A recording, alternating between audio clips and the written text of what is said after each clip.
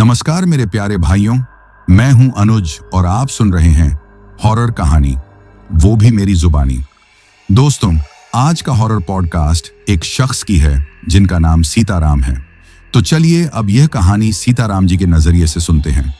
लेकिन उससे पहले आप लोगों से एक रिक्वेस्ट है, आप लोग हाई पॉइंट भेजकर अपना सपोर्ट जरूर दिखाएं। और अगर आप लोग चाहते हैं कि आपका नाम वीडियो में लिया जाए तो कमेंट में अपना नाम और अपने शहर का नाम जरूर लिखें। तो अब ज्यादा समय नहीं लेते हैं, चलिए कहानी की शुरुआत करते हैं। दोस्तों, मेरा नाम सीताराम है। मैं पश्चिम बंगाल के कोलकाता शहर के पास के एक छोटे से गांव का रहने वाला हूं। आज मैं आप लोगों को जो कहानी सुनाने जा रहा हूं वह मेरे अपने जीवन की एक सच्ची और बेहद डरावनी घटना है, जिसे याद कर आज भी मेरे रोंगटे खड़े हो जाते हैं। अब भी जब मैं अपना ऑटो चलाता हूं तो अक्सर लगता है कि वह फिर से कहीं किसी अंधेरे कोने से निकलकर मेरे सामने आ जाएगी, क्योंकि जो हादसा मेरे साथ हुआ था वह मेरे ऑटो चलाने के दौरान ही हुआ था। उस वक्त मेरी उम्र ज्यादा नहीं थी और इसी कारण उस हादसे के बाद मैं कुछ दिनों तक पूरी तरह सहमा रहा था। जिस रात यह खौफनाक हादसा हुआ उसके बाद लगभग 1 महीने तक मैंने अपने ऑटो को हाथ भी नहीं लगाया और ना ही घर से बाहर निकला, क्योंकि जैसे ही अंधेरा होता था तो मेरे सामने बस वही डरावनी सूरत आ खड़ी होती थी और ऐसा महसूस होता था कि इस बार वह मुझे जिंदा नहीं छोड़ेगी। अब आप सोच रहे होंगे कि आखिर वह कौन थी और ऐसा मेरे साथ क्या हुआ था जिसकी वजह से आज तक मैं अंधेरे से भी इतना डरने लगा हूं। तो दोस्तों, इन सब सवालों का जवाब आपको इस कहानी के साथ आगे बढ़ते बढ़ते मिलेगा।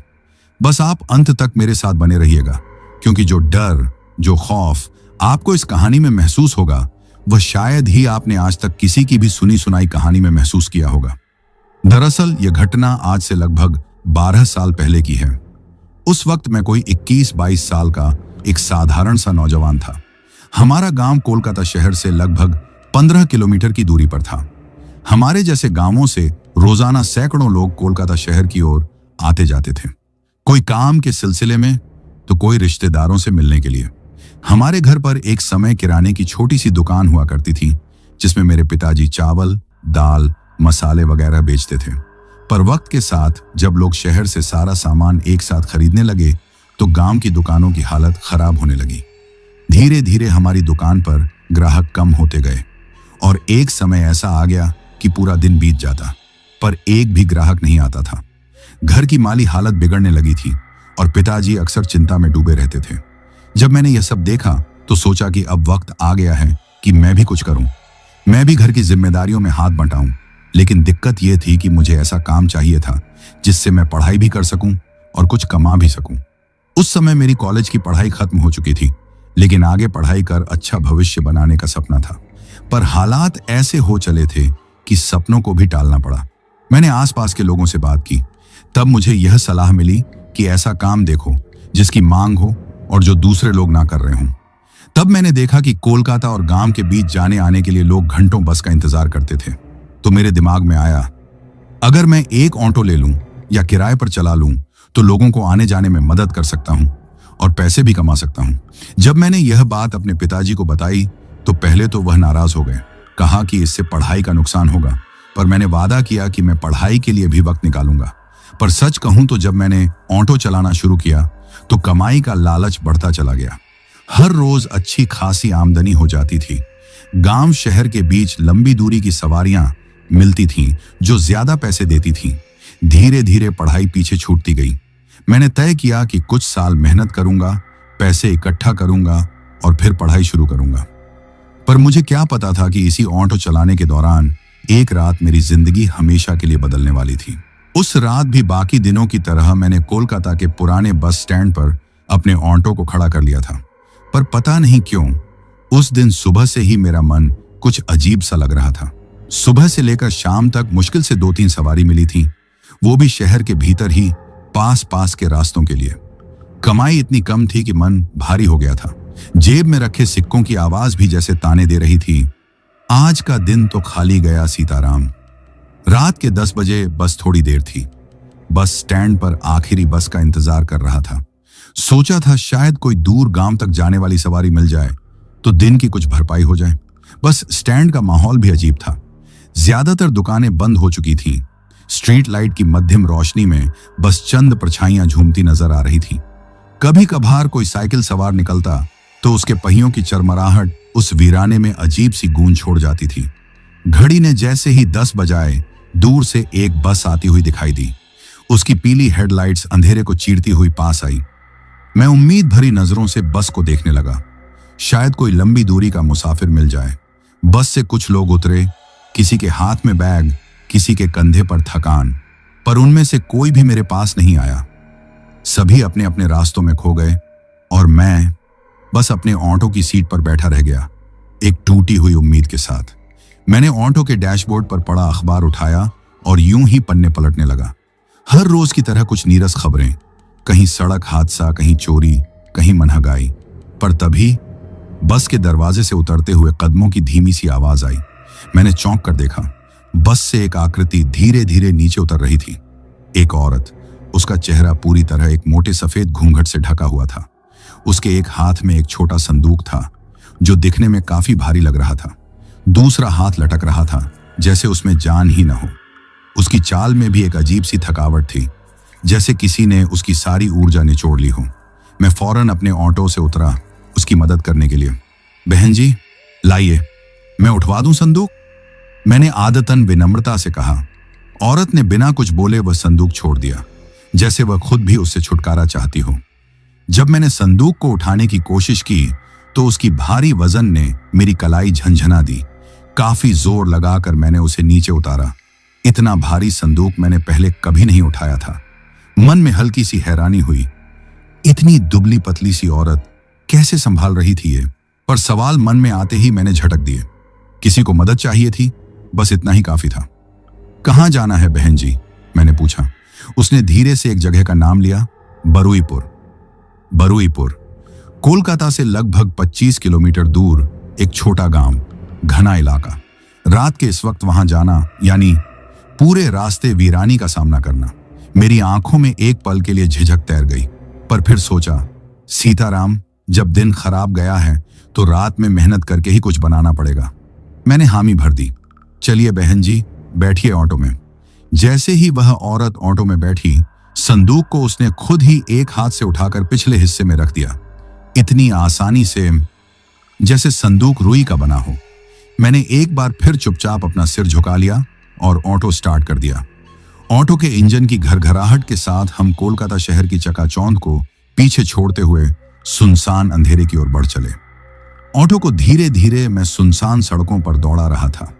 कोलकाता शहर अब पीछे छूट चुका था और सामने बस अंधेरे में गुम होती लंबी सड़क थी। कभी कभी ऑटो की हेडलाइट में पेड़ पौधे झूमते दिखाई दे जाते, जैसे अंधेरे में कोई रहस्यमयी भाषा में बातें कर रहे हों। रास्ते में कोई गाड़ी नहीं, ना कोई आदमी, ना कोई आवाज, बस ऑटो के इंजन की घरघराहट और टायरों की सड़क पर सरसराहट। पीछे बैठी औरत एकदम खामोश थी, ना कोई बात, ना कोई हरकत। कभी कभी मैं ऑटो के अंदर लगे छोटे शीशे से उसे देखने की कोशिश करता, पर उसका चेहरा अभी भी घूंघट में छिपा था। उसकी चुप्पी अब मुझे खलने लगी थी। अजीब सी बेचैनी महसूस हो रही थी। ऐसा लग रहा था जैसे पीछे की सीट पर कोई चीज बैठी हो, इंसान नहीं। मन में आया कुछ बातचीत करूं, माहौल थोड़ा सामान्य बनाऊं।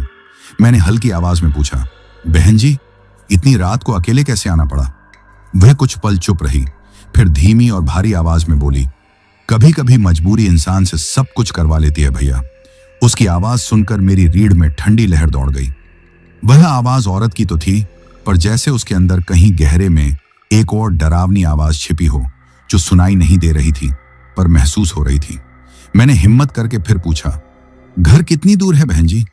वह बोली, बस थोड़ा और तुम्हें एक सुनसान मोड़ से दाईं तरफ मुड़ना पड़ेगा। उसकी बातें सुनकर मुझे और बेचैनी होने लगी। अभी तक रास्ता तो मैं पहचान रहा था, पर उसने जो मोड़ बताया था वह रास्ता तो मैंने कभी सुना भी नहीं था। पर मन में खुद को समझाया, सीताराम, डर मत, किसी नए गांव की तरफ रास्ता हो सकता है। तू मर्द है, हिम्मत रख। ऑटो आगे बढ़ता रहा। रास्ता अब और भी ज्यादा वीरान हो चला था।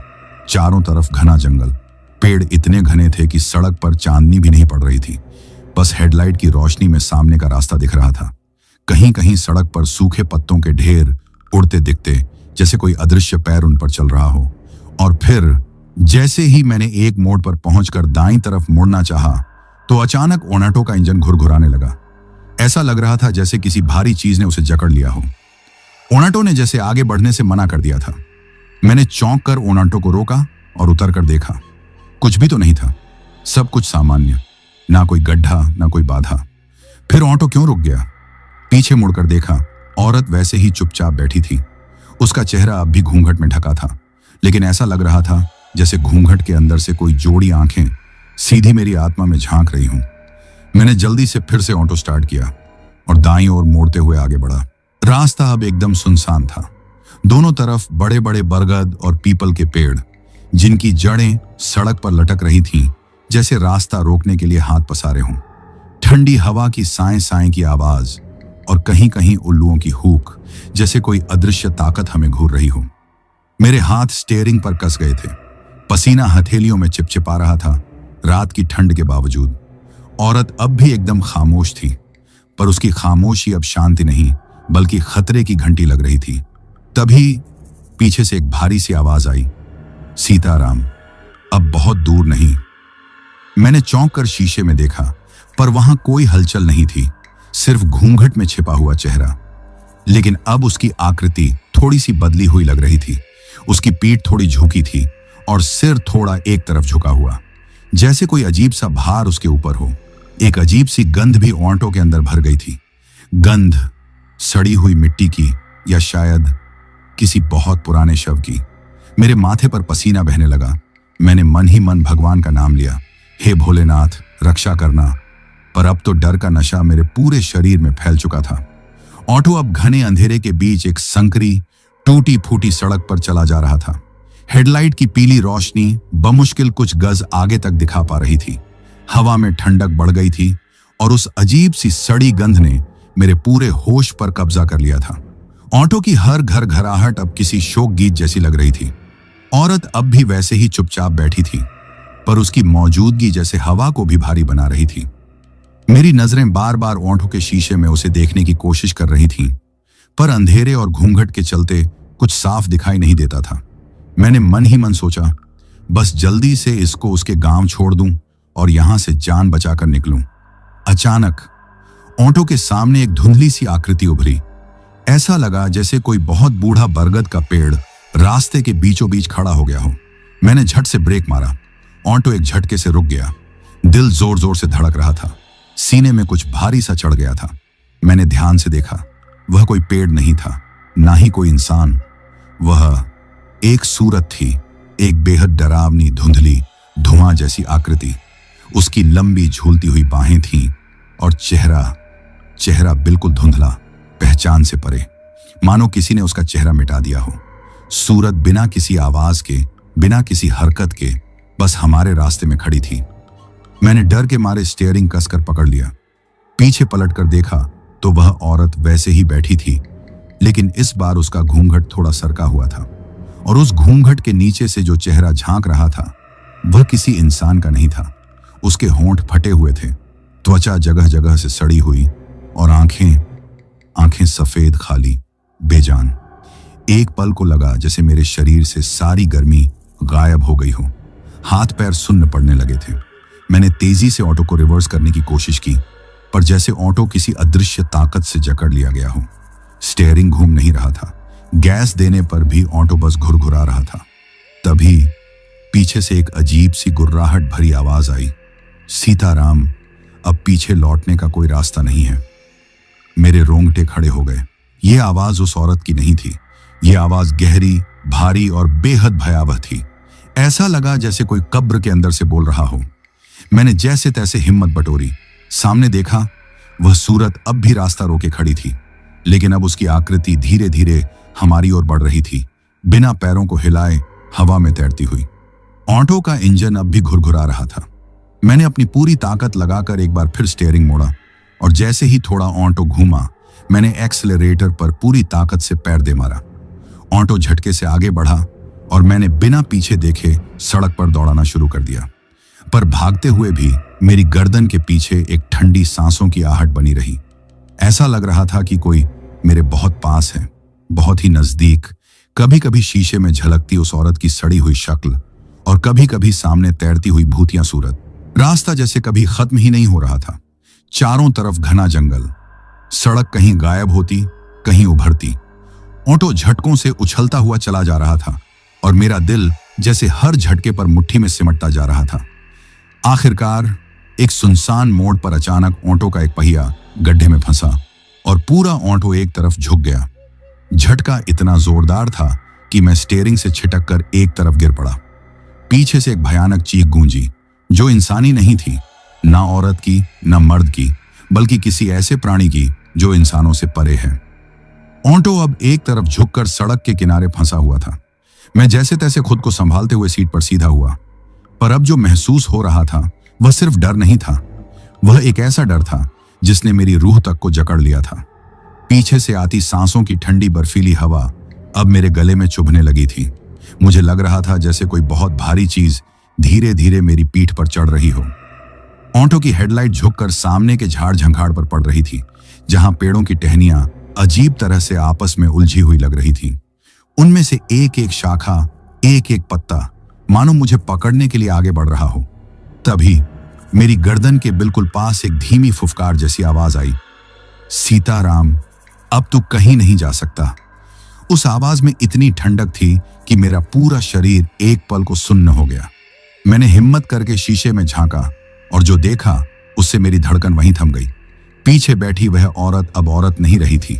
उसका चेहरा घूंघट से पूरी तरह बाहर आ चुका था। चेहरे की चमड़ी जगह जगह से फटी हुई थी, जैसे किसी ने गर्म लोहे से उसे जला दिया हो।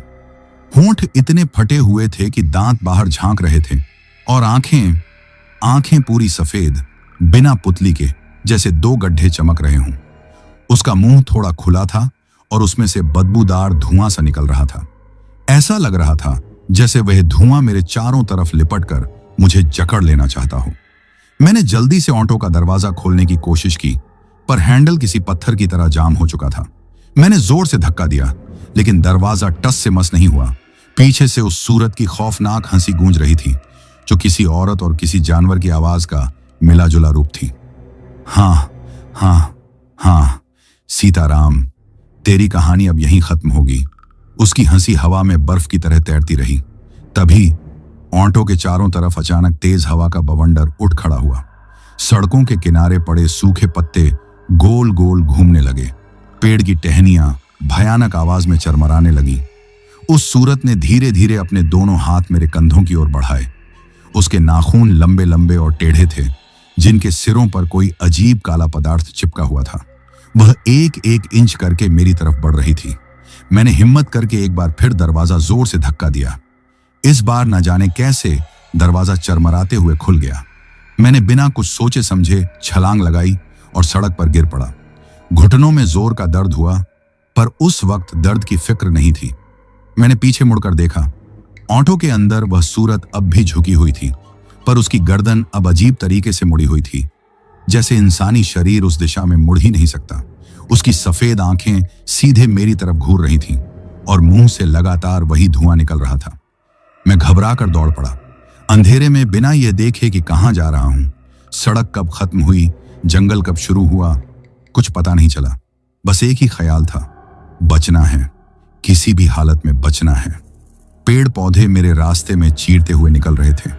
कभी कभी कोई शाखा चेहरे पर चिपकती, कभी कोई सूखी बेल मेरे पैरों में लिपटती, पर मैं बिना रुके भागता रहा। पीछे से आती उस सूरत की गूंजती हुई आवाज अब भी मेरे कानों में गूंज रही थी, भाग मत सीताराम, तेरा खेल अब खत्म है। भागते भागते मेरे पैरों में जैसे जान ही नहीं बची थी। गहरी सांसें लेता हुआ, पसीने से तरबतर मैं अंधेरे में बिना देखे दौड़ता जा रहा था। पेड़, झाड़ियां, कांटे सब मेरे शरीर को खरोंचते हुए गुजर रहे थे। कपड़े फट रहे थे, घुटनों में गहरी चोटें लग रही थीं, पर उस समय अगर कोई चीज मुझ पर हावी थी तो वह था बच निकलने का डर। कुछ देर दौड़ने के बाद मैं एक थोड़ी खुली जगह पर आ गया। यह जगह बाकी जंगल से कुछ अलग थी। चारों तरफ सूखे पेड़, जिनके तने काले पड़ चुके थे। जमीन पर कोई हरियाली नहीं, सिर्फ धूल, राख और बिखरी हुई सूखी जड़ें। बीचों बीच एक बड़ा सूखा बरगद का पेड़ खड़ा था, जिसकी मोटी मोटी जड़ें जमीन से बाहर निकली हुई थीं, जैसे कोई मरा हुआ जीव अपने पंजे फैलाए पड़ा हो। उस पेड़ के तने से एक अजीब तरह की सड़ांध आ रही थी, ऐसी गंध जो मैंने पहले कभी नहीं सूंघी थी। न वह सिर्फ मरे जानवर की बदबू थी, न सिर्फ सड़ी मिट्टी की, बल्कि जैसे किसी अधूरी आत्मा का गंध था जो इस जगह को अपना ठिकाना बना चुकी थी। मैंने हांफते हुए इधर उधर देखा, कोई रास्ता नजर नहीं आ रहा था, सिर्फ अंधेरा और गाढ़ी भारी हवा। मेरे दिल ने कहा, सीताराम, यहां एक पल भी रुकना खतरनाक है, चल भाग यहां से। पर तभी एक फुसफुसाती आवाज मेरे कानों तक आई, यहां आ जा, यहीं तेरी मंजिल है। वह आवाज कहीं पास से ही आ रही थी, इतनी धीमी, इतनी रेंगती हुई कि मेरी रूह तक में सिरहन दौड़ गई। मैंने झट से पीछे मुड़कर देखा। बरगद के पेड़ के नीचे अंधेरे में वही सूरत खड़ी थी। अब वह पहले से भी ज्यादा विकृत हो चुकी थी। उसका चेहरा और भी सड़ा हुआ, हड्डियां चमड़ी के बाहर निकलती हुई सी प्रतीत हो रही थी। उसकी बाहें और लंबी हो गई थीं, जैसे कोई मकड़ी अपने शिकार को जकड़ने के लिए फैलाती है। वह धीरे धीरे आगे बढ़ रही थी और उसके हर कदम के साथ जमीन जैसे कांपने लगती थी। पेड़ की टहनियां खुद ब खुद हिलने लगीं, जैसे वे भी उस सूरत के स्वागत में झूम रही हों।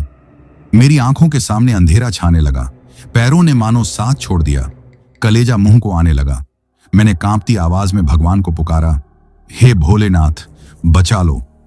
पर वह सूरत तो जैसे मेरी हर सांस के करीब आती जा रही थी। अब वह महज कुछ ही कदम दूर थी। तभी बरगद के पेड़ के ऊपर से एक तेज हवा का झोंका आया। पेड़ की जड़ों में कहीं कोई हलचल हुई। एक टूटी हुई मिट्टी की मूर्ति, जो शायद किसी समय शिवजी की रही होगी, धरती पर गिर गई। उस मूर्ति का टूटा सिर ठीक मेरे सामने आकर रुका। मैंने झुककर उसे देखा। शिवजी का चेहरा मिट्टी में सना हुआ था, पर आंखों में अब भी वही करुणा, वही शक्ति थी। मेरे मन में कहीं से एक साहस फूटा। मैंने उस टूटी हुई मूर्ति को उठाया और अपने दिल के पास जोर से दबा लिया। तभी सूरत ने एक झंझनाती, गूंजती हुई आवाज में चिल्लाया, यहां कोई तेरा भगवान नहीं आएगा, सीताराम। उसकी चीख से हवा कांप गई। पेड़ की शाखाएं बेकाबू होकर लहराने लगी, मिट्टी हवा में उड़ने लगी। पर मैं अब डगमगाया नहीं। मैंने अपनी पूरी ताकत से शिवजी के नाम का जाप शुरू कर दिया। एओम नमः शिवाय, एओम नमः शिवाय। जैसे जैसे मैं जप कर रहा था, सूरत की चाल लड़खड़ाने लगी। उसका चेहरा और विकृत होने लगा और उसकी चमड़ी से धुआं निकलने लगा। वह गुर्राई, चिल्लाई, पर मैं और भी जोर से झप करता गया। एयूएम नमः शिवाय, एयूएम नमः शिवाय। जैसे जैसे जाप बढ़ा, वैसे वैसे उस सूरत की चीखें तेज होती गईं।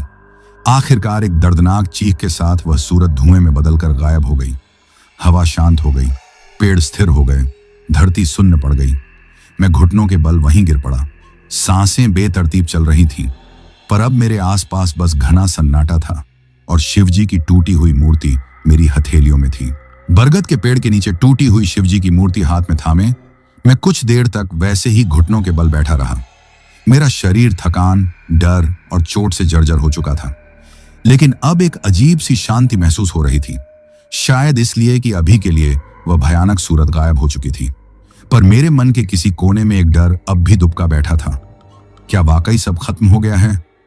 थोड़ी देर बाद मैंने खुद को संभाला, हिम्मत जुटाकर उठ खड़ा हुआ। घुटनों में अब भी दर्द था, पर चलना जरूरी था। मैंने चारों तरफ नजर दौड़ाई। अभी भी हर ओर घना जंगल ही था, लेकिन अब मुझे दूर कहीं एक हल्की सी रोशनी टिमटिमाती दिखी। वह रोशनी बहुत धुंधली थी, जैसे किसी छोटे से दिए की लौ, पर इस घनघोर अंधेरे में वह एकमात्र आस थी। मैंने बिना सोचे समझे उस रोशनी की ओर बढ़ना शुरू कर दिया।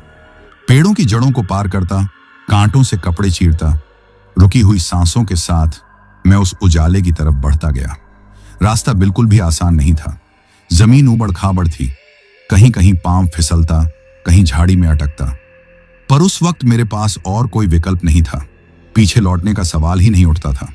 जैसे जैसे मैं रोशनी के करीब आता गया, एक अजीब सी बात महसूस होने लगी। मुझे लग रहा था कि मैं उसी जगह के चक्कर लगा रहा हूं। बरगद का वही सूखा पेड़, वही टूटी हुई मूर्ति, वही राख धूल से भरी जमीन, हर तरफ वही नजारा बार बार सामने आ रहा था। जैसे कोई अदृश्य शक्ति मुझे घूम घूम कर एक ही जगह वापस ला रही हो। दिल तेजी से धड़कने लगा, पसीना बदन पर सूखने लगा था, मेरी सांसें तेज हो गई थीं। ये क्या हो रहा है? मैंने खुद से पूछा। मैं तो सीधा रोशनी की तरफ जा रहा था, फिर वापस कैसे? तभी पीछे से एक जानी पहचानी आवाज आई, कहाँ था ना सीताराम, यहां से कोई नहीं बचता। मेरे पूरे शरीर में झुरझुरी दौड़ गई। मैंने तुरंत पलट कर देखा। वह सूरत फिर से मेरे पीछे खड़ी थी। इस बार उसका रूप और भी भयावह हो चुका था। चेहरे की जगह बस एक काला गड्ढा था जिससे काली धुआं सी लहरें निकल रही थीं। उसके हाथ अब इतने लंबे हो चुके थे कि वो जमीन तक घसीट रहे थे और उसके नाखूनों से धूल उड़ रही थी। मैंने डर के मारे कदम पीछे खींचे, पर पैर जैसे जमीन में गड़ गए थे। मैं चाहकर भी हिल नहीं पा रहा था। सूरत धीरे धीरे आगे बढ़ रही थी। उसकी हर हरकत से अजीब सी चरचराहट हो रही थी, जैसे सूखी लकड़ियों को मरोड़ने पर होती है। उसने अपने लंबे नाखूनों वाला हाथ मेरी तरफ बढ़ाया। ठंडी ठंडी हवा में उसकी सड़ी बदबू और भी तीखी हो गई थी। चल सीताराम, तेरा इंतजार बहुत दिन से था। उसकी आवाज में इतनी गहराई थी कि ऐसा लग रहा था जैसे वह आवाज सीधे मेरे कानों के अंदर नहीं, बल्कि मेरी आत्मा के भीतर गूंज रही थी। मैंने फिर से शिवजी की मूर्ति को कसकर पकड़ लिया। हाथ कांप रहे थे, पर होश अब भी बाकी था। मैंने आंखें बंद की और पूरी ताकत से भगवान का नाम लेना शुरू कर दिया। एयूएम नमः शिवाय, एयूएम नमः शिवाय। जैसे जैसे मैंने मंत्र दोहराया, मेरे चारों तरफ की हवा में एक कंपन सा फैलने लगा। पेड़ हिलने लगे, धूल उड़ने लगी। सूरत एक कदम पीछे हटी। उसका रूप थोड़ा धुंधलाने लगा। मैंने मंत्र और भी तेज कर दिया। एयूएम नमः शिवाय, एयूएम नमः शिवाय, एयूएम नमः शिवाय।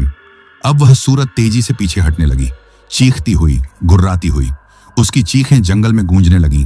पेड़ पौधे कांपने लगे और धूल धुआं एक भंवर बनकर उसे अपने साथ खींचने लगा। आखिरकार एक भीषण चीख के साथ वह सूरत एक काले धुएं के बादल में बदल गई और हवा में बिखर गई। जंगल एक बार फिर सन्नाटे में डूब गया। मैं वहीं जमीन पर बैठ गया। सांसें टूट रही थीं, शरीर थक कर चूर हो गया था, पर अब मन में एक हल्की सी उम्मीद की किरण फूट चुकी थी। जंगल एक बार फिर सन्नाटे में डूब चुका था। चारों तरफ घना अंधेरा पसरा था, लेकिन उस अंधेरे में अब एक हल्की सी राहत महसूस हो रही थी। मैं कुछ देर तक वहीं जमीन पर बैठा रहा, अपने फटे पुराने कपड़ों में मिट्टी सने हुए, शिवजी की टूटी हुई मूर्ति को छाती से लगाए। सांसें धीरे धीरे स्थिर हो रही थीं। लग रहा था जैसे एक लंबी लड़ाई के बाद थोड़ी राहत मिली हो। जब थोड़ी ताकत लौटी तो मैंने खुद को संभाला और उठ खड़ा हुआ। अब मेरा पहला मकसद था जंगल से किसी भी तरह बाहर निकलना। मैंने चारों ओर नजर दौड़ाई। अंधेरे में अब भी वही वीरानी थी, पर दूर कहीं से एक हल्की सी रोशनी आती दिख रही थी। रोशनी बिल्कुल वैसी ही जैसी मैंने पहले देखी थी, पर इस बार वह थोड़ी ज्यादा स्थिर लग रही थी, थोड़ी ज्यादा असली। मैंने एक गहरी सांस ली।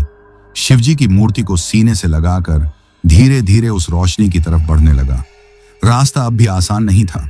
कभी कभी कोई सूखी शाख मुझे चेहरे पर चिपकती, कभी कोई बेल मेरे पैरों में उलझती, पर मैं अब बिना रुके आगे बढ़ रहा था, क्योंकि अब मेरे मन में डर से ज्यादा जिद थी, जिंदा लौटने की जिद। जैसे जैसे मैं रोशनी के पास पहुंचा, मुझे आवाजें भी सुनाई देने लगी, हल्की हल्की बातें, जैसे कोई 2-3 लोग आपस में फुसफुसा रहे हों। कौन होगा इस वीराने में? मेरे मन में सवाल उठा, पर अब पीछे लौटने का कोई रास्ता नहीं था। जो भी हो, सामने जाना ही था। आखिरकार मैं एक खुली जगह पर आ पहुंचा, जहां कुछ लोग एक छोटे से मंदिर के पास बैठे थे। मंदिर बहुत पुराना और टूटा फूटा था, पर उसके अंदर एक दिया जल रहा था, जिसकी लौ टिमटिमा रही थी। वह लोग धोती कुर्ता पहने हुए साधारण से ग्रामीण लग रहे थे। उनके चेहरों पर गंभीरता थी, लेकिन जब उन्होंने मुझे देखा तो उनके चेहरों पर अजीब सी मुस्कान फैल गई। एक बूढ़ा आदमी उठकर मेरे पास आया। उसकी आंखों में एक अजीब सी चमक थी। उसने बिना कुछ पूछे मेरे कंधे पर हाथ रखा और बोला, आ गया बेटा, तेरा इंतजार था। उसके शब्द सुनकर मेरे शरीर में एक बार फिर ठंडी लहर दौड़ गई। इंतजार? मैंने कांपती आवाज में पूछा। मुझे क्यों ढूंढ रहे थे? बूढ़ा आदमी धीमे से मुस्कुराया और बोला, यह जंगल यूं ही किसी को नहीं बुलाता बेटा। यहां जो आता है उसका कोई ना कोई मकसद होता है। उसकी बातें सुनकर मेरे दिल में फिर डर घर करने लगा। क्या ये लोग असली हैं, या फिर ये भी उसी डरावनी ताकत का हिस्सा हैं? बूढ़ा आदमी धीरे से आगे बढ़ा और मंदिर की सीढ़ियों पर जाकर बैठ गया। फिर उसने इशारा किया, आजा बेटा, दिए के पास बैठ, तेरा डर अब यहीं खत्म होगा। पर मेरे कदम रुक गए थे। मेरे अंदर का कोई कोना चीख चीख कर कह रहा था, यह कुछ ठीक नहीं है, यहां भी कुछ बहुत बड़ा धोखा है। मैंने चारों तरफ नजर दौड़ाई। बाकी के लोग अब भी उसी तरह मुझे घूर रहे थे। उनकी आंखों में अजीब चमक थी, जैसे शिकारी अपने शिकार को देखता है। तभी मंदिर के अंदर जलता हुआ दिया अचानक से हिलने लगा। उसकी लौ नीली हो गई, चारों तरफ हवा सिहरने लगी, मिट्टी उड़ने लगी और तभी मंदिर के अंदर से वही भयानक आवाज गूंजी, सीताराम, तेरा समय पूरा हो चुका है। मैंने चौंक कर देखा। मंदिर के भीतर वह सूरत फिर से उभर आई थी, इस बार और भी विकराल रूप में। उसके पीछे खड़े सभी लोग, बूढ़ा आदमी और बाकी सब, धीरे धीरे काले धुएं में बदलने लगे। उनकी हड्डियां चरमराने लगी, चेहरे पिघलने लगे और सब एक अजीब सी घुलती हुई चीख के साथ हवा में गायब होने लगे। मैंने वहां से भागने की कोशिश की, लेकिन मेरे पैर जैसे जड़ हो गए थे। सूरत अब मंदिर से बाहर निकल रही थी। उसकी आंखें पूरी सफेद थीं और मुंह से काली धुआं निकल रही थी। उसकी छाया धीरे धीरे मेरे ऊपर फैलने लगी थी। मंदिर से बाहर निकलती वह भयानक सूरत अब मेरे सामने खड़ी थी। उसका विकृत चेहरा, फटी चमड़ी, सफेद चमचमाती आंखें और मुंह से निकलती काली धुंध, सब कुछ ऐसा था जो किसी भी इंसानी दिमाग को पागल कर सकता था। सूरत ने अपनी लंबी हड्डियों जैसी उंगलियां मेरी तरफ बढ़ाईं। हवा में अजीब सी गंध भर गई थी, सड़ी हुई आत्माओं की बू जो मेरे फेफड़ों को अंदर से जला रही थी। मेरा पूरा शरीर कांप रहा था। हाथों से शिवजी की टूटी हुई मूर्ति भी अब जैसे फिसलने लगी थी, लेकिन मैंने उसे और कसकर पकड़ लिया, जैसे वही मेरी आखिरी ढाल हो। सूरत की आवाज गूंजी, इतनी गहरी कि लगता था जमीन भी कांप उठेगी। बहुत भाग लिया सीताराम, अब सरेंडर कर दे। हर शब्द मेरे कानों में हथौड़े की तरह बज रहा था, लेकिन मेरी आत्मा अब भी लड़ रही थी। मुझे बचना था, किसी भी हालत में बचना था। सूरत ने कदम बढ़ाए। हर कदम के साथ जमीन पर दरारें पड़ रही थीं। मंदिर के टूटे हुए पत्थर खड़खड़ाने लगे थे। हवा चिल्ला रही थी, जैसे वह भी इस दृश्य से डर गई हो। तेरा समय खत्म हो चुका है, वह फुफकारती रही। आ जा, आ मेरी बाहों में और हमेशा के लिए इस जंगल का हिस्सा बन जा। मैंने अपनी आंखें बंद कर ली, मन ही मन भगवान शिव का स्मरण करने लगा। एयूएम नमः शिवाय, एयूएम नमः शिवाय, एयूएम नमः शिवाय। शिवजी की छोटी सी मिट्टी की मूर्ति अब भी मेरे हाथ में थी। मैंने उसे अपने माथे से लगा लिया। उस मिट्टी में न जाने क्या शक्ति थी कि उसकी छुअन से मेरे अंदर एक नई ऊर्जा दौड़ पड़ी। तभी सूरत ने एक तेज दहाड़ मारी और जमीन पर अपने लंबे लंबे हाथों को पटक दिया। पूरा मंदिर और उसका आंगन थर्रा उठा। दरारें चौड़ी हो गईं और मेरे पैरों के नीचे की जमीन दरकने लगी। अब कोई बचा नहीं सकता तुझे, सूरत चीखती रही। मैंने आंखें खोली। अब डर नहीं था, सिर्फ एक अजीब सा शांत साहस था। मैंने मूर्ति को सिर के ऊपर उठाया और पूरी शक्ति से पुकारा, एयूएम नमः शिवाय। एकाएक मंदिर के आसमान में बिजली कौंधी। तेज गड़गड़ाहट के साथ ऊपर से एक मोटी बिजली की लकीर गिरी और सीधे उस सूरत के ऊपर आकर गिरी। सूरत एक भयानक चीख के साथ हवा में फटने लगी। उसका शरीर काले धुएं में बदलने लगा। उसकी चीखें इतनी तेज थीं कि जंगल के जानवर भी दहाड़ते हुए इधर उधर भागने लगे। मंदिर की टूटी हुई दीवारें कांपने लगीं, पेड़ अपनी जड़ें छोड़ने लगे और कुछ ही पलों में वह सूरत एक धुएं का गुब्बार बनकर पूरा हवा में घुल गई, जैसे कभी थी ही नहीं। मैं वहीं जमीन पर गिर पड़ा। शिवजी की मूर्ति अब भी मेरे सीने पर रखी थी। मेरी आंखों से आंसू बह रहे थे, पर उन आंसुओं में अब डर नहीं था, बल्कि एक अजीब सी मुक्ति थी। चारों ओर फैला सन्नाटा अब शांति में बदल गया था। जंगल अब भी था, पर अब उसमें वह घुटन नहीं थी। हवा अब भी बह रही थी, पर उसमें सड़ी बदबू नहीं थी। सब कुछ बदल चुका था। शांति की उस चादर में लिपटा मैं कुछ देर तक वैसे ही जमीन पर पड़ा रहा, बिल्कुल थका हुआ, भीतर से टूटा हुआ, पर अब भी जिंदा। शिवजी की टूटी हुई मूर्ति अब भी मेरे सीने पर रखी थी और उसके स्पर्श से जैसे मेरे मन में एक नई शक्ति का संचार हो रहा था। थोड़ी देर बाद धीरे धीरे खुद को संभाला। शरीर अब भी दर्द कर रहा था, घाव जल रहे थे, पर अब भीतर एक अदृश्य हिम्मत थी। अब बस इस जंगल से बाहर निकलना है, मैंने मन में ठान लिया। चारों तरफ देखा। अंधेरा अब भी पसरा था, पर अब वह अंधेरा डरावना नहीं था, बल्कि एक थकी हुई चुप्पी में डूबा था। दूर कहीं हल्की सी पीली रोशनी झिलमिला रही थी, जैसे कोई मशाल या शायद किसी गांव का सिरा। मैंने अपने फटे पुराने कपड़े ठीक किए, शिवजी की मूर्ति को जेब में सुरक्षित रखा और लड़खड़ाते कदमों से उस रोशनी की ओर बढ़ चला। पेड़ अब भी थे, पर उनके बीच से गुजरते समय अब कोई अदृश्य हाथ मुझे पकड़ने की कोशिश नहीं कर रहा था। हवा अब भी थी, पर उसमें अब फुसफुसाहट नहीं थी। चलते चलते न जाने कितना वक्त बीत गया। हर कदम भारी था, हर सांस जर्जर फेफड़ों में खींचती थी। पर एक बात साफ थी, अब रास्ता खुल चुका है।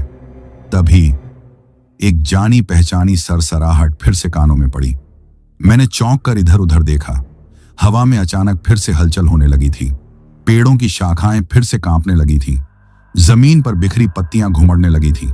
नहीं, मेरे मन ने चीख कर कहा। सब खत्म हो गया था। ये फिर क्या? अचानक सामने की झाड़ियों में हलचल हुई। कुछ टहनियां टूटी और फिर एक काली आकृति सामने उभरी। न वह औरत थी, न पहले वाली सूरत। यह कुछ और था, जैसे जंगल का अपना कोई आत्मा हो। एक भयंकर अनगिनत चेहरों वाला भूतिया रूप।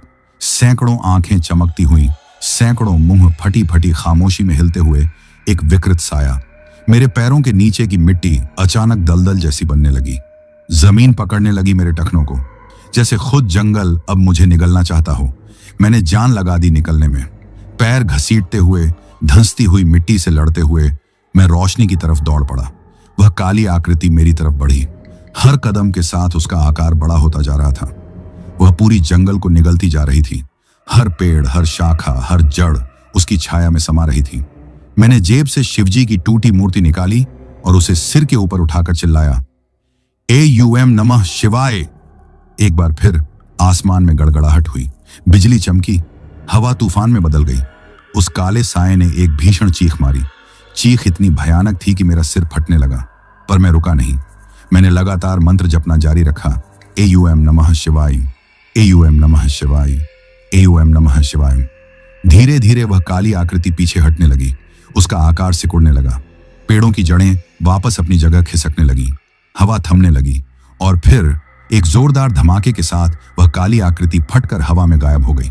सड़क, हाँ, अब सामने पक्की सड़क दिख रही थी। चमकदार डामर की सड़क। दूर एक लाल बत्ती चमक रही थी, शायद कोई चाय की दुकान या पेट्रोल पंप। मैं अपने आखिरी बचे हुए दम से लड़खड़ाते हुए सड़क की तरफ बढ़ चला। सड़क की चमकती हुई पट्टी, लाल पीली रोशनी की झलक और दूर से आती हल्की सी गाड़ियों की आवाजें, यह सब किसी सपने जैसा लग रहा था। पता नहीं कितनी देर बाद मैं फिर से इंसानी दुनिया की झलक देख रहा था। मेरे लड़खड़ाते कदम सड़क की ओर बढ़ रहे थे, पर हर एक कदम के साथ डर अभी भी पीछा कर रहा था। कहीं यह भी कोई धोखा ना हो।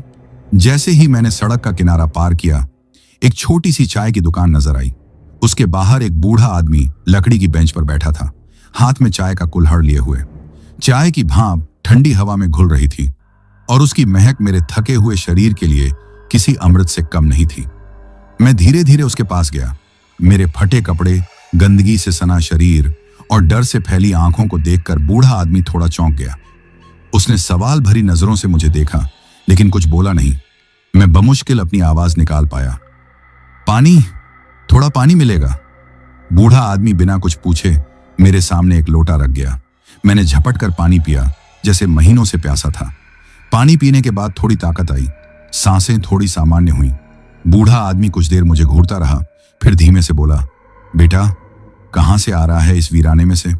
मैंने कुछ कहने की कोशिश की, पर शब्द गले में अटक गए। कैसे बताता कि किस नरक से बचकर आया हूं? बस सिर झुका लिया। आंखों से आंसू बह निकले।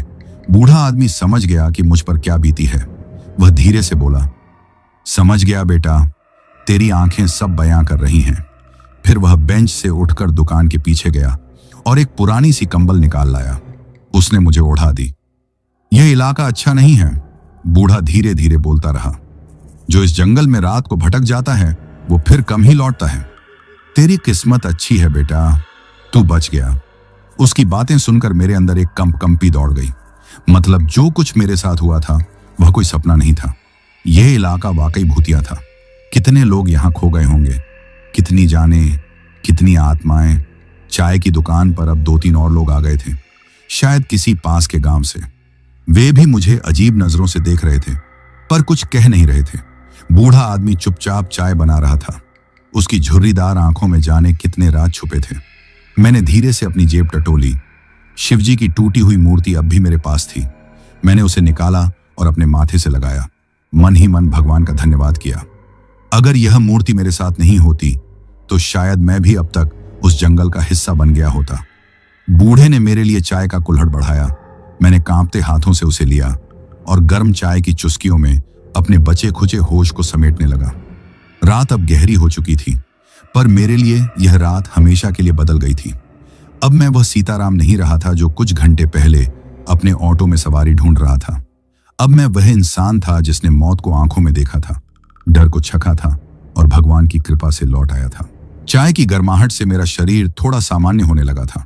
हवा अब भी ठंडी थी, पर अब उसमें वह घुटन, वह डर नहीं था जो जंगल के भीतर महसूस हो रही थी। बूढ़ा दुकानदार धीरे धीरे अपनी दुकान समेटने लगा। चाय का कुल्हड़ थामे हुए मैं सड़क के किनारे बैठा था, आसमान में टिमटिमाते तारे देखता हुआ। आसमान भी जैसे मेरी इस जीत का मूक साक्षी बना था। थोड़ी देर बाद बूढ़ा मेरे पास आया। उसने धीरे से पूछा, कहाँ जाना है बेटा? मैंने कांपती आवाज में कहा, कोलकाता, अपने घर। बूढ़ा आदमी कुछ पल चुप रहा, फिर बोला, थोड़ी देर में एक ट्रक जाएगा शहर की ओर, अगर चाहे तो लिफ्ट ले सकता है। मैंने सिर हिला दिया। अब और चलने की ताकत नहीं थी, बस किसी तरह घर पहुंच जाना चाहता था। थोड़ी देर बाद सड़क पर दूर से ट्रक की हेडलाइट्स चमकी।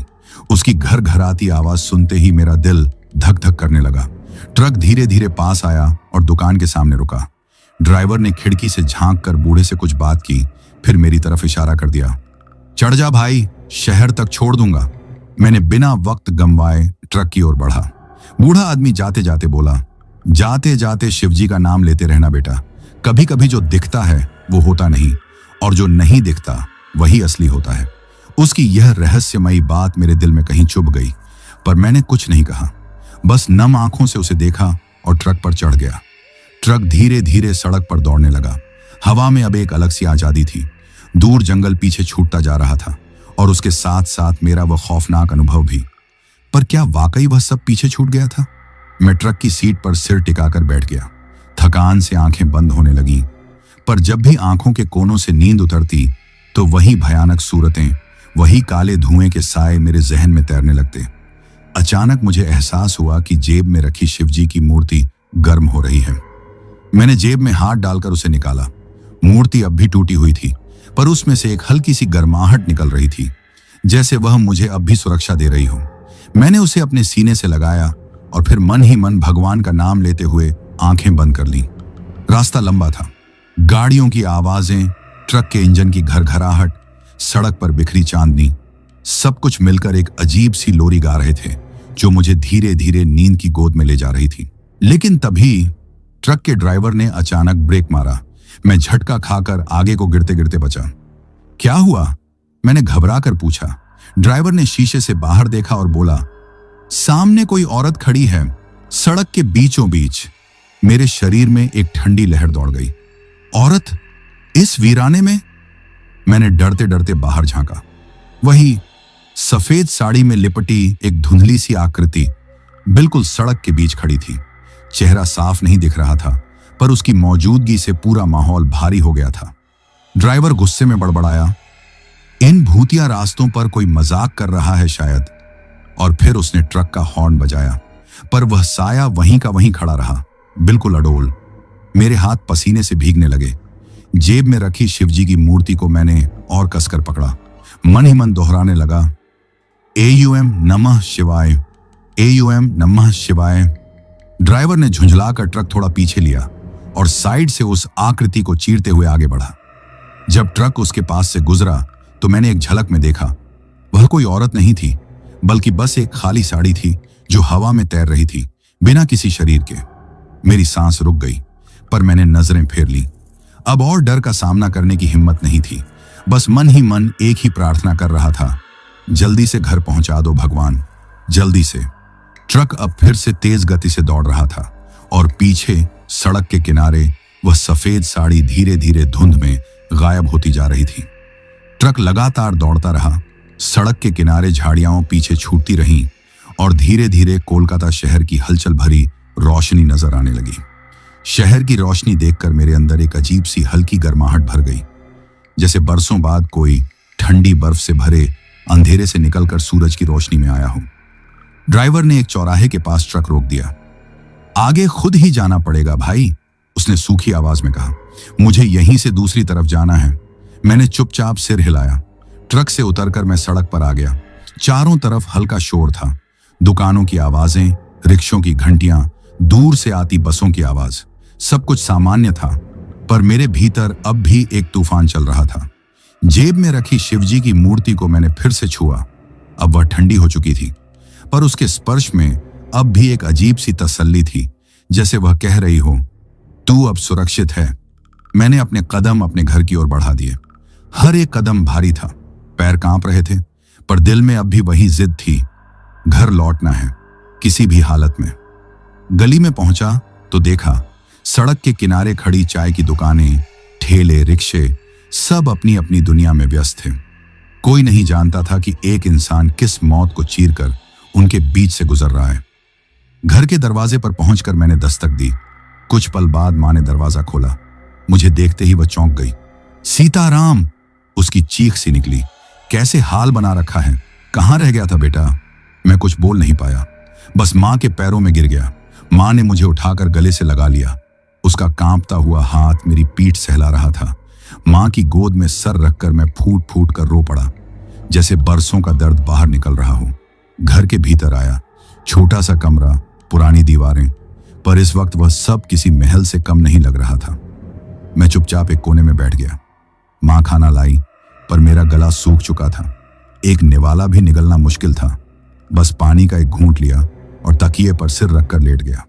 आंखें बंद की तो वही जंगल, वही भूतिया सूरतें, वही काला धुआं फिर से सामने तैरने लगे। पर अब मैं जानता था, यह डर मुझे तोड़ नहीं सकता। मैं उसे देख चुका था, भोग चुका था, और अब उससे लड़ना सीख चुका था। रात के गहरे सन्नाटे में जब सब सो रहे थे, मैं उठकर खिड़की के पास गया। चांदनी सड़क पर फैली थी। दूर कहीं कुत्ते भौंक रहे थे। मैंने जेब से टूटी हुई शिवजी की मूर्ति निकाली। उसे चूमकर खिड़की के पास एक छोटे से मंदिर में रख दिया। फिर हाथ जोड़कर बोला, धन्यवाद बाबा, मुझे नया जीवन देने के लिए। अब भी जब कभी रात के अंधेरे में अचानक कोई साया दिखता है या कोई हवा की सरसराहट कानों में गूंजती है, तो दिल जोर से धड़क उठता है। पर अब मैं डरता नहीं। अब मैं जानता हूं कि डर हमेशा रहेगा, पर हिम्मत उससे बड़ी होनी चाहिए। तो दोस्तों, ये कहानी यही खत्म हुई। अब जिन भाइयों ने अपना नाम वीडियो में कमेंट किया था, उनका नाम लेते हैं।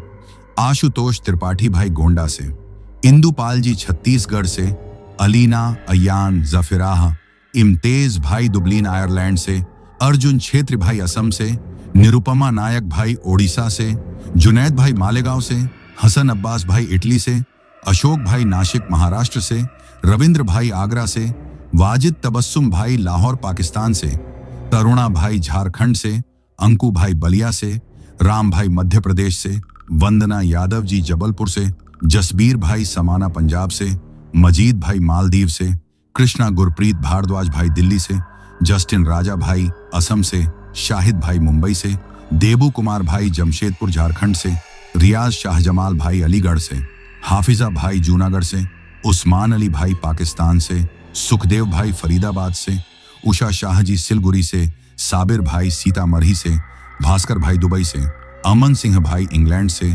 सूरज सूजले भाई महाराष्ट्र से, मुन्ना भाई म्यांमार से, दिवाकर मोहर भाई कुलेश्वर से, साहिल खान भाई नागपुर महाराष्ट्र से, गुरफान खान भाई उत्तर प्रदेश से, ख्वाजा पुनीत भाई रायचूर से, रजत और रितिका जी शिमला से, सूर्या भाई हरियाणा से, अरुण पासवान भाई बिहार से, रिक्की भाई दार्जिलिंग से, फैजान भाई दिल्ली से, अरुण कुमार भाई अयोध्या से, अंसार खान भाई मेवाड़ से, राम बाबू भाई बिलासपुर से, दीप ढीलों भाई चंडीगढ़ से, मनोज भाई इंडिया से, अमोल भाई विरार से, पंकज भाई हरियाणा से, दृष्टि और बैसा देवी जी दिल्ली से, अजय भारद्वाज भाई आजमगढ़ उत्तर प्रदेश से, अयान नवीद भाई एंड्रान शेरावाले गेट से, प्रवीण पांडेय भाई मध्य प्रदेश से, इरफान भाई झारखंड से, मिराज भाई जयपुर से, दीपक भोयर भाई अर्जुनाली गांव से, प्रियांशी जी सूरत से, पवन भाटी भाई बुलंदशहर से, सुरजीत मोगा भाई पंजाब से, ललित चंद्र भाई हुद्दिया भिवांडी महाराष्ट्र से, सनम खान जी कराची पाकिस्तान से, अजय कोरी भाई प्रतापगढ़ से, ज्योतिर्मोई देवबार्मा जी त्रिपुरा से, नितिन वर्मा भाई उत्तम नगर दिल्ली से, राम रूपंदेही भाई नेपाल से, ताजवली खान और मुस्तफ़ा खान भाई इंग्लैंड से, मनोज खादगी भाई नेपाल से, किशोर रामावत भाई नोएडा से, हैदर नवाजी भाई इंडिया से, बबुली जी ओडिशा से, यूसुफ शाह भाई लाहौर पाकिस्तान से, गौरव कोहली भाई दिल्ली से, मयंक कुशवाहा भाई आगरा से, रंजीत कुमार भाई उत्तर प्रदेश बहराइच से, नरेश किरण दुर्गेश भाई छत्तीसगढ़ से, मुकेश ठाकुर भाई फरीदाबाद हरियाणा से, मोहन जी झारखंड से, पूनम जी जमशेदपुर झारखंड से, प्रणब भाई असम से, मेहुल वर्मा भाई प्रयागराज से, पूजा घोष जी असम से, राहुल भाई ओडिशा से, ऋषभ और राकेश भाई पंजाब से, बाबू मंडल भाई राउरकेला से, शहजादी जी सऊदी अरब से, विनीता जी लखनऊ से, गोपाल भाई कोलकाता से, वाजिद तबस्सुम भाई पाकिस्तान से, वसीम अहमद भाई नागपुर महाराष्ट्र से, राम भदौरिया भाई मध्य प्रदेश से, गणेश पाठक भाई सूरत से, जीवन तमंग भाई काठमांडू नेपाल से, विनोद गुरुंग भाई दुबई से, कादिर शिकालगार से, अनिल चौहान भाई सिवान बिहार से, रॉकी भाई सोनीपत हरियाणा से, पूरन चंद बालोतरा भाई राजस्थान से, उर्वशी जी वेस्ट बंगाल दार्जिलिंग से, देवांश भाई ग्वालियर मध्य प्रदेश से, बलबिंदर सिंह भाई राजस्थान से, अभिषेक तिर्की भाई छत्तीसगढ़ से, ओमकार सिंह भाई झारखंड से, बापूनु भाई ओडिशा से, फिजा जी इस्लामाबाद पाकिस्तान से, अंबुज मिश्रा भाई नोएडा से, कुलविंदर कौर भाई लुधियाना से, संदीप सिंह भाई पंजाब से, योगपाल पांडे भाई बस्ती से, संतोष कोरबा भाई छत्तीसगढ़ से, रंजीत तिवारी भाई कानपुर से, अविनाश भाई फरीदाबाद से, कमल भाई म्यांमार से, आजाद भाई दिल्ली से, राज मालवीय भाई मध्य प्रदेश से, सरोज भाई ओडिशा से, अवनीत जानवी और मानसी जालंधर पंजाब से, पीहू छावी और जतिन भाई चंडीगढ़ से, लकी राव भाई वाराणसी से, और जिन भाइयों ने अपना नाम कमेंट किया है लेकिन उनका नाम वीडियो में नहीं लिया गया है, तो भाइयों आप लोग टेंशन ना ले, आप लोगों का नाम अगली वीडियो में जरूर लिया जाएगा। और अगर आप लोग भी चाहते हैं कि आपका नाम वीडियो में लिया जाए तो अपना नाम और अपने शहर का नाम वीडियो में कमेंट करें। अगर आपको यह कहानी पसंद आई हो तो वीडियो को लाइक और चैनल को सब्सक्राइब करें ताकि और भी डरावनी कहानियां आप तक पहुंच सकें। कहानी को अंत तक सुनने के लिए दिल से धन्यवाद दोस्तों। आज के लिए बस इतना ही, मिलते हैं जल्द ही कुछ नई कहानियों के साथ। तब तक के लिए अपना ध्यान रखिए।